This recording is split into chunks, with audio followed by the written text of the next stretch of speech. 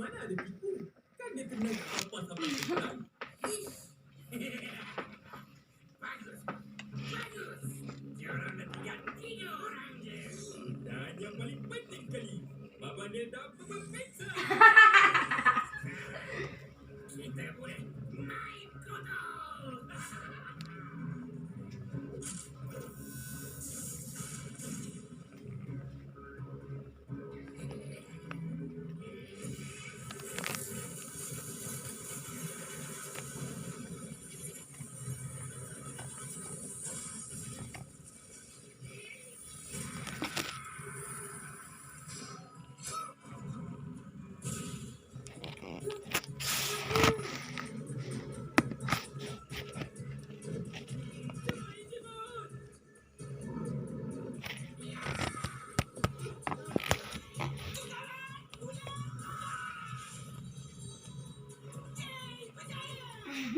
Nak angin kan?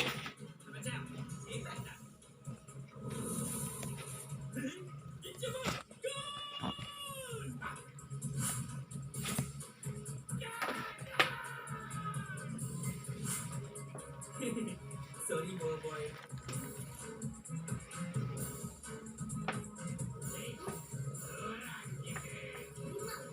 Ini kenapa ini cedera?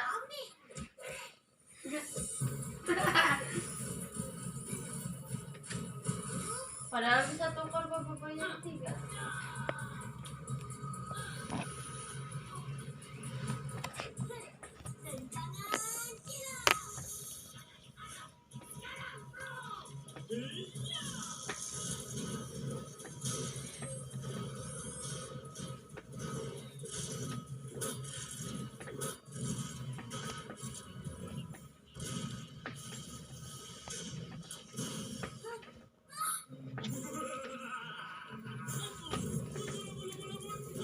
Bola.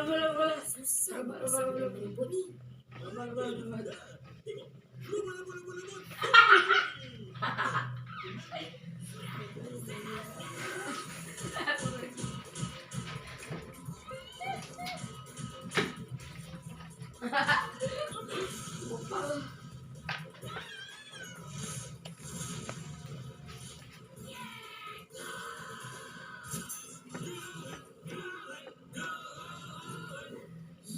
Sempat kau jogetnya. Kalau seri macam ni, kita akan ke penalti. Macam mana nak tahan tekanan robot ke 1? Hai.